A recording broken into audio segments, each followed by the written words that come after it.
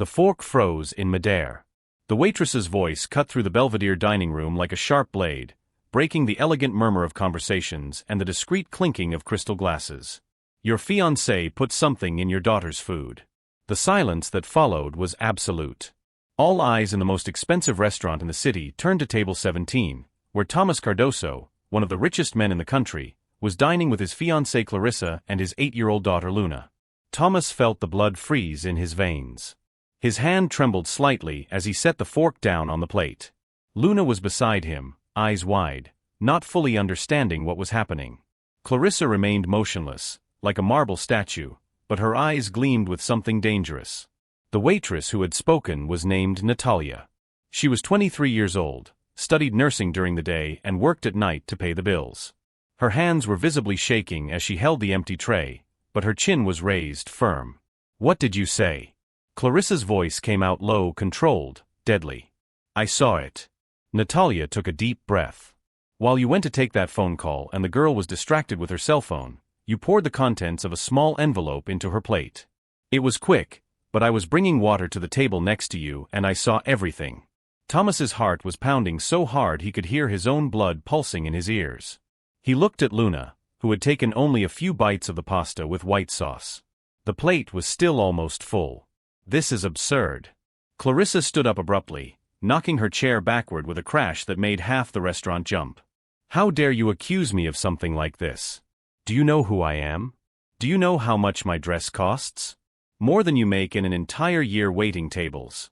Natalia took a step back, but did not look away. "I know what I saw, ma'am. You're making this up to get money." Clarissa pointed an accusing finger, her voice rising an octave. "You want to sue us, squeeze out a settlement, is that it? Pathetic." Thomas finally found his voice. "Clarissa, calm down." He stood up slowly, placing a protective hand on Luna's shoulder. "If this isn't true, there's no problem with us checking." "Checking?" Clarissa turned to him with an expression of theatrical disbelief. "You're believing this random waitress instead of believing me? The woman you're going to marry in 3 months? Daddy, I'm scared." Luna's small voice cut through the argument. Her eyes were full of tears. Something broke inside Thomas's chest. He knelt beside his daughter, holding her face with both hands. "It's okay, my love. Daddy is here." The restaurant manager appeared, sweating and nervous, accompanied by 2 security guards. "Mr. Cardoso, I deeply regret this inconvenience. We can resolve this privately, in my office." "No," Thomas stood up, his voice taking on the commanding tone he used in boardrooms. "I want my daughter's plate sealed immediately and taken for analysis. And I want the security cameras reviewed now." "Thomas, have you lost your mind?" Clarissa was pale now, but there was something else in her eyes. Panic. "I can't believe you're doing this to me." "Then there's no problem, right?" He held her gaze. "If you didn't do anything, the cameras will prove your innocence and this employee will be fired and sued for defamation." For a moment, no one moved. The entire restaurant held its breath. "Your purse." Thomas held out his hand. "Let me see your purse." Clarissa's mask began to crack. "I won't tolerate this humiliation." "The purse, Clarissa." She grabbed the leather clutch, pressed it against her chest, and before anyone could stop her, ran toward the exit. Her high heels echoed on the marble as she crossed the dining room, pushing past a waiter who tried to block her way. Thomas stood frozen for 2 precious seconds. Then reality hit him like a bucket of ice water. She ran. If she were innocent, she would have stayed. She would have shown the purse. She would have demanded a public retraction. "Call the police." His voice came out hoarse. "Now." He turned to Natalia, who was trembling from head to toe, tears streaming down her face. "Thank you." He held her hands. "Thank you for saving my daughter. If you're enjoying this story, don't forget to subscribe to the channel and like the video. Leave a comment saying what you think so far and which city or country you're watching from. Your opinion is very important." Luna began to cry, and Thomas picked her up, feeling the terrible weight of what had almost happened. In his pocket, his phone vibrated with a message. It was from an unknown number. "You made a mistake today." The police station was freezing at 11 o'clock at night. Thomas sat on the hard plastic chair, with Luna asleep in his lap, wrapped in his suit jacket. The girl had finally stopped crying half an hour earlier, exhausted. Natalia was sitting 3 chairs ahead, biting her nails, her eyes fixed on the floor. Detective Ferreira came out of the interrogation room with a grim expression. "Mr. Cardoso, we need to talk." Thomas carefully settled Luna onto a chair, covering her better with a jacket, and followed the detective into a small room that smelled of old coffee and paper. "We managed to intercept Clarissa Montero before she left the city. She was at the airport, trying to board an international flight with a fake passport." The ground seemed to collapse beneath Thomas's feet. Fake passport? Different name, her photo. Professional. Ferreira crossed his arms. "Mr. Cardoso, how well do you really know your fiancée?" The question hit Thomas like a punch to the stomach. They had met only 8 months earlier, at a charity event. Clarissa was dazzling, elegant, always knew what to say. She said she was the heir to a family of European businesspeople. He never questioned it. Never investigated. She said she was from Barcelona. Family in the hotel business. There is no Montero family in Barcelona with that profile. Ferreira opened a folder, revealing photos and documents. Clarissa Montero does not exist. That name is fake. We are investigating her real identity, but we have already discovered something troubling. He slid a document across the table. "Your will. You updated it 3 months ago, correct?" Thomas nodded, his mouth dry. Clarissa suggested it would be better to have everything organized before the wedding. She said it was practical. "In this will, if something happens to Luna before she reaches adulthood, and you also pass away, the guardianship and inheritance go to whom again?" Thomas felt nausea rise in his throat. "To my fiancée. To Clarissa." "Exactly. 20 billion in shares, properties, companies." Ferreira leaned forward. "Mr. Cardoso, we believe Luna was not the only target. You were also in her sights." The room spun. Thomas grabbed the edge of the table. "What?" "We found 2 envelopes in Clarissa's purse. One was empty, probably the one she used in Luna's food. The other was still sealed." Ferreira paused heavily. "Preliminary analysis indicates digitalis. A poison derived from a plant. In small doses it causes cardiac symptoms that appear natural. In larger doses, it is fatal." Thomas couldn't breathe properly. "She was going to kill my daughter. And probably you as well, sir. In a way that would seem natural. A heart attack during the stress of losing your daughter, perhaps." Ferreira closed the folder. "We've seen cases like this before. Professional con artists who get close to wealthy people, marry them, inherit, and disappear." The door opened abruptly. A young policewoman rushed in. "Detective, the suspect wants to talk. But only with him." She pointed at Thomas. "She said she has a proposal." Thomas felt anger burn through his veins. Anger at himself for having been so blind.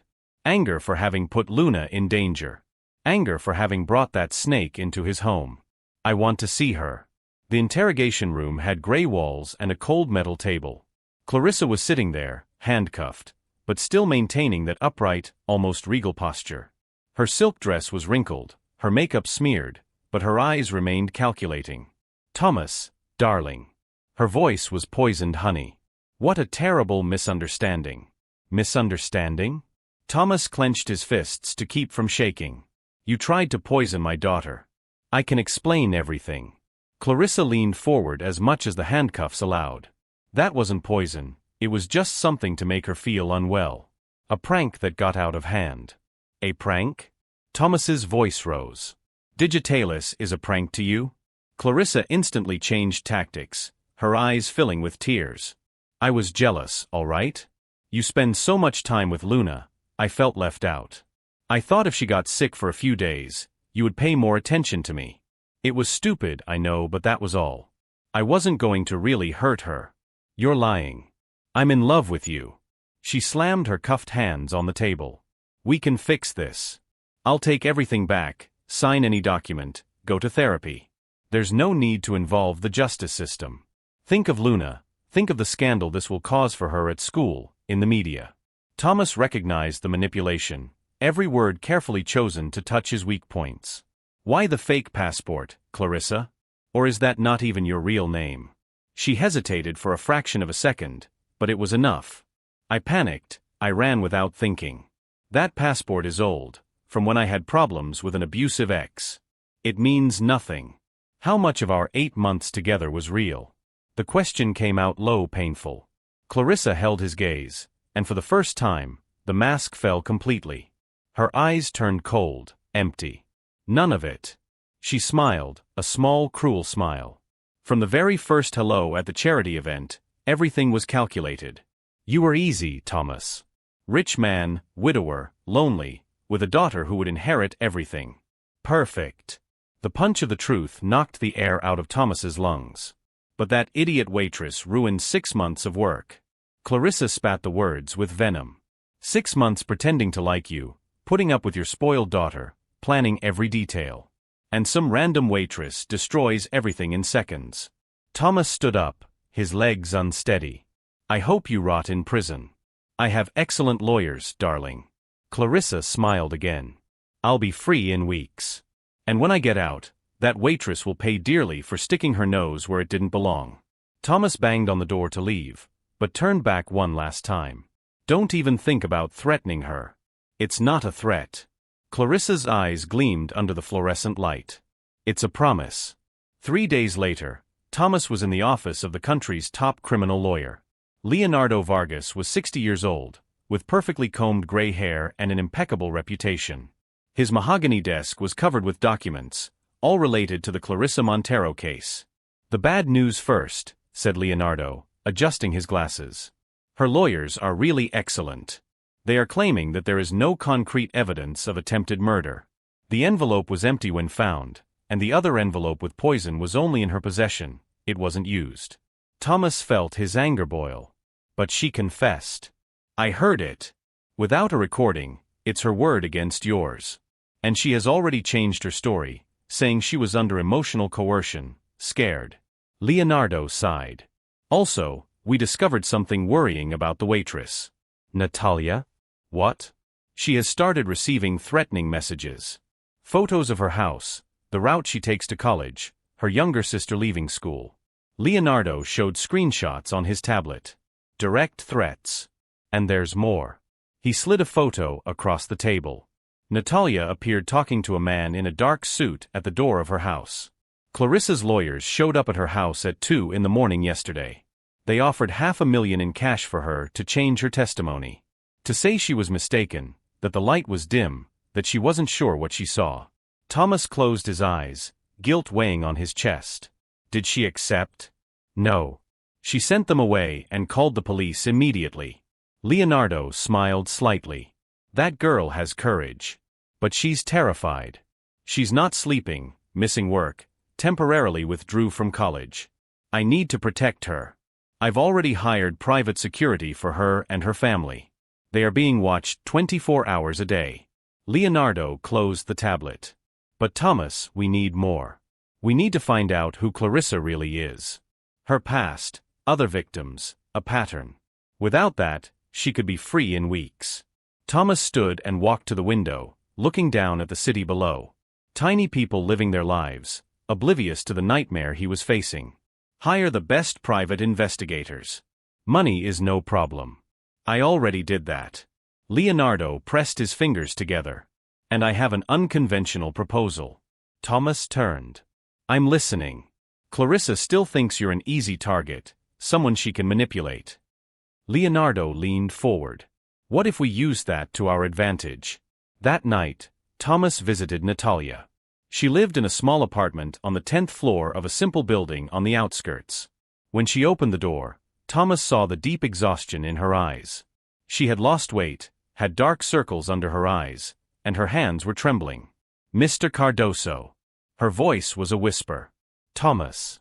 Call me Thomas. He entered, carrying 2 grocery bags. I brought a few things. Food, vitamins. And this. He handed her a thick envelope. What is it? 3 months' salary. And an apartment in your name, in a safe neighborhood. Thomas held her trembling hands. You saved my daughter. I'll never be able to repay you properly, but I will try. Natalia began to cry, silent tears streaming down her face. I just did what was right. And you're paying a high price for it. Thomas sat on the worn sofa.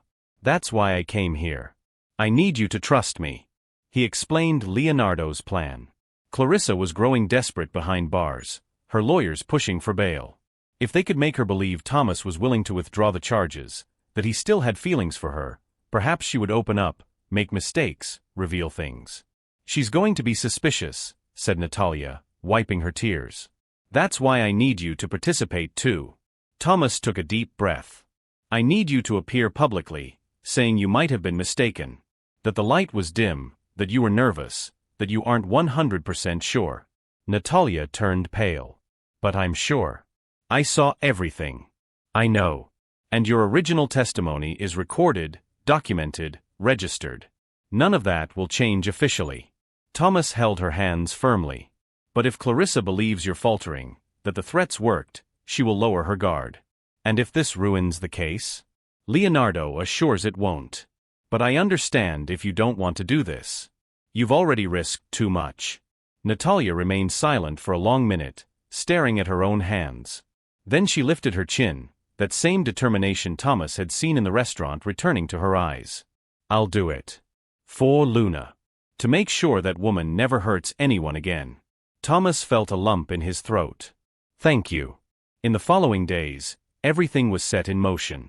Natalia gave a tearful interview to a local newspaper, saying she was confused, that she might have misinterpreted the situation, that she didn't want to ruin anyone's life. The video went viral. Thomas visited Clarissa in prison, playing the role of the heartbroken man who still had feelings. He brought flowers. Spoke about Luna asking about her. Lied, saying that perhaps they could resolve everything privately, without court. Clarissa took the bait. I knew you still loved me, she said, her eyes shining with that false tenderness Thomas now recognized as pure manipulation. I will always love you, he lied, each word burning his tongue. I just need time for Luna to understand. Meanwhile, the private investigators worked tirelessly. And on the fifth night, Leonardo called. Thomas, we found something. Something big. What? Clarissa isn't just an ordinary con artist. Leonardo's voice was tense. She's done this before. 3 times. And one of the victims didn't survive. The courtroom was packed. Clarissa entered the room wearing a light blue, modest dress, her hair tied in a simple bun. She looked fragile, vulnerable, like an innocent woman wronged. Thomas recognized the performance. He himself had fallen for it. Judge Enrique Morais adjusted his glasses and struck the gavel. Hearing is now in session. Case of the State versus Clarissa Montero, accused of qualified attempted murder. Clarissa's lawyer, an elegant man named Dr. Pacheco, stood with a confident smile. Your Honor, the defense moves for the immediate dismissal of all charges. The key witness, Miss Natalia Ferreira, has publicly admitted that she is not sure what she saw that night. Furthermore, my client never intended to cause any harm. This is a vendetta stemming from a relationship that ended badly. Thomas clenched his fists under the table. It was time.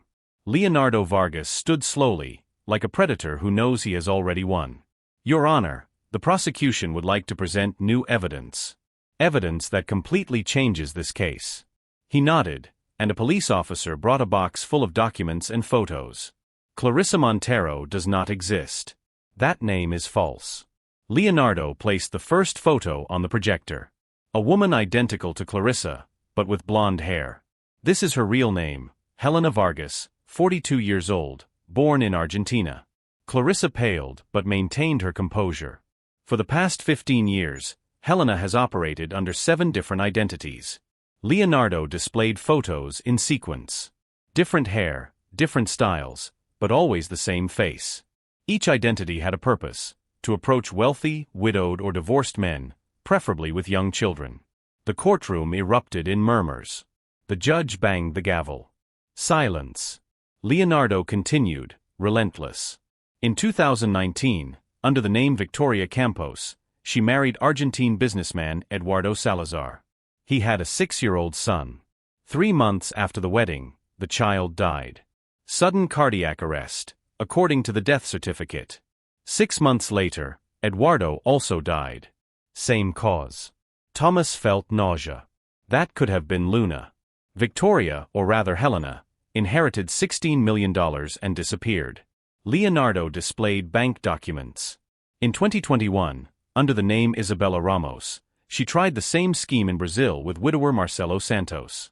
But his son survived the poisoning, and she fled before being arrested. Dr. Pacheco stood, sweating. Objection. These accusations have no relation to this case. They are directly related. Leonardo turned to Clarissa, who was now visibly trembling. Because we found her diary. The silence was absolute. Leonardo placed a black-covered notebook on the table. Helena kept meticulous records. Every target, every step of the plan, every dose of poison. It's all here. He opened to a marked page. I will read. Thomas Cardoso. Estimated assets, $20 billion. Widower for 2 years, still vulnerable. Only daughter, Luna, 8 years old. Perfect weak point. Begin approach at charity event on the 15th. Leonardo's voice echoed through the courtroom like a verdict. She planned everything from the very first meeting. Every smile, every word, every moment of false intimacy. He turned pages. And here is the final plan. Lethal dose for the child at Friday's dinner. Wait 3 days of mourning. Moderate dose for Thomas. Disguise as stress. Inherit everything. Disappear under a new prepared identity. Thomas looked at Clarissa. She was destroyed, tears streaming down, but they were not tears of sadness. They were pure rage at being discovered. But there's more. Leonardo smiled coldly. Helena made a mistake. She underestimated the courage of a 23-year-old waitress. He nodded, and Natalia entered the courtroom, accompanied by security guards. She was pale but firm. Miss Ferreira, do you stand by your original testimony? Yes. Natalia's voice did not waver. I saw Clarissa or Helena, or whatever her real name is, pour an envelope into Luna's food. I have no doubt. The interview I gave saying otherwise was part of an operation to make her feel safe and reveal more information. Dr. Pacheco tried one last gambit. Your Honor, this operation was irregular and cannot be accepted as evidence. It can and it will. The judge looked at Helena with disgust. Especially considering that we have here evidence of premeditated murder in Argentina, 2 attempted murders in Brazil, and a 15-year criminal pattern. Helena finally broke. She stood up, screaming. They deserved it. Stupid rich men who believe any beautiful woman who gives them attention. She pointed at Thomas. You were the easiest of all. So lonely, so desperate for company. Your spoiled daughter wouldn't even notice the difference. Security guards advanced, but she kept screaming. And you. She turned to Natalia with pure hatred. An insignificant waitress ruined years of work. You have no idea who you're messing with. I will destroy your life. I will destroy your family. Silence. The judge struck the gavel 3 times. Defendant, sit immediately. But Helena was out of control, admitting crimes, making threats, destroying any chance of defense she still had. 2 guards dragged her out as she shouted obscenities. The judge took a deep breath. Considering the evidence presented, the defendant's confession, and the pattern of similar crimes in other countries, I order preventive detention without the right to bail. The case will be referred to a jury trial for qualified attempted murder and association with consummated murder in Argentina. He struck the gavel. Hearing adjourned. Thomas let out a sigh that seemed to carry months of tension. He looked at Natalia, who was crying with relief in Leonardo's arms. Outside the courtroom, television cameras captured Thomas hugging Luna, who had watched everything from a separate room with a psychologist. It's over, my love. You're safe. Luna hugged her father tightly. The lady who saved me is here. Thomas smiled. She is. Want to thank her? Luna waved, and Natalia approached, still trembling. The girl hugged her tightly. 6 months later, the Belvedere restaurant was different. Thomas walked through the main door, holding Luna's hand, who had grown several centimeters and was now wearing braces. The little girl smiled more, laughed more, and seemed to have finally returned to being a child. The manager greeted them personally. Mr. Cardoso, it's an honor to have you back. The usual table, please. Thomas smiled. But today we have a special guest. Natalia appeared from the staff corridor, but no longer wore the waitress uniform. She was dressed in an elegant blazer and carried a briefcase. Her eyes shone with a confidence that hadn't existed 6 months ago. Thomas. Luna. She hugged both of them. How was class today? Thomas asked as they sat down. Amazing. The forensic medicine professor talked about the importance of eyewitnesses in criminal cases. Natalia laughed. I think I was the only real example in the class. After the trial, Thomas had made a point of paying for Natalia's entire college tuition. Not just nursing, but full medicine. She had protested at first, saying it was too much, that she had already received too much. But Thomas was firm. You saved my daughter. Let me help you save others. And Natalia agreed. She quit her job at the restaurant, focused completely on her studies, and was now among the best students in her class. Dad, can I order the ravioli? Luna flipped through the menu excitedly. Thomas felt his heart tighten. That was the same pasta Helena had poisoned. But he wasn't going to let that woman steal any more from his daughter. Of course, sweetheart. You can order whatever you want.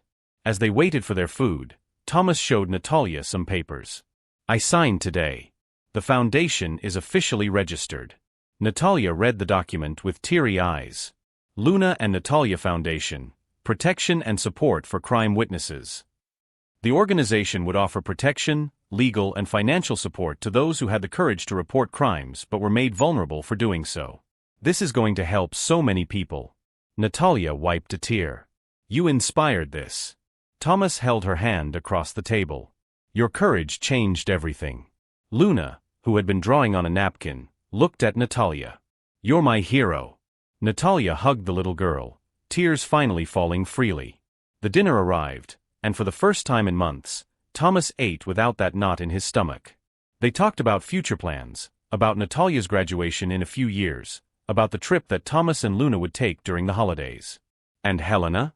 Natalia asked softly, when Luna went to the bathroom. Sentenced to 40 years with no possibility of parole. Thomas took a sip of wine. Argentina also requested extradition for the murder of Eduardo Salazar and his son. She'll spend the rest of her life in prison. I feel like I should be more relieved.